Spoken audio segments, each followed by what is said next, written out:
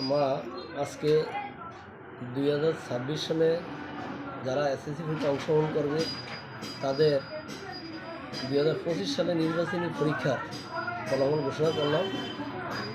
আমাদের মোট পরীক্ষায় অংশগ্রহণ করে নিয়মিত শিক্ষার্থী 71। তার মধ্যে আমরা 49 জনকে সেন্টার করেছি। এই 49 জন বিশেষ করে বিজ্ঞান বিভাগ থেকে 19 জন, ব্যবসা শিক্ষা বিভাগ থেকে 12 জন এবং মানবিক বিভাগ থেকে 18 জন। এই মোট 49 জন আমরা আজকে ফর্ম পূরণের অনুমতি দিয়েছি। আশা করি এই 49 জন যদি নিয়মিত পড়াশোনা করে এবং বিদ্যালয়ের বিশেষ ক্লাসে তারা উপস্থিত থাকে এবং শিক্ষকদের তত্ত্বাবধান যথাযথ যদি হয়, যে আগামী 26 সালে এসএসসি পরীক্ষায় রঘুনাথপুর হাজী আব্দুল করিম খান উচ্চ বিদ্যালয় ফলাফলে অনেক দূর এগিয়ে যাবে, এই প্রত্যাশা আমরা করি। আমাদের এবছর বেশটা মোটামুটি ভালো, আমরা A+ পাওয়ার একটা চিন্তা ভাবনা করছি।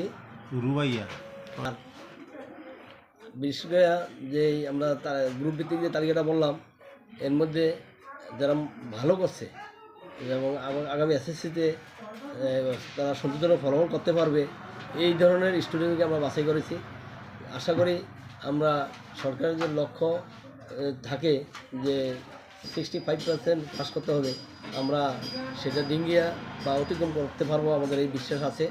আপনারাও সহযোগিতা করবেন, আপনাদের সকলে দোয়া রইল যাতে আমাদের এই বিদ্যালয় একটা ভালো ফলাফলের মাধ্যমে পুরা জেলা তথা চাঁদপুর জেলার বাইরেও এই বিদ্যালয়ের সুনাম ছড়িয়ে পড়ে, এই প্রত্যাশা আমি করি এবং সকলের সহযোগিতা কামনা করছি।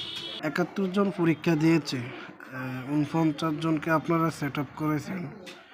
এই 71 জনের মধ্যে কি 49 জন কি আপনার অল সাবজেক্ট পাস করছে, নাকি এর মধ্যে কোনো অকৃতকার্য আছে, বা যদি অকৃতকার্য থাকে এতে আপনারা কি চোখে দেখবেন তাদেরকে?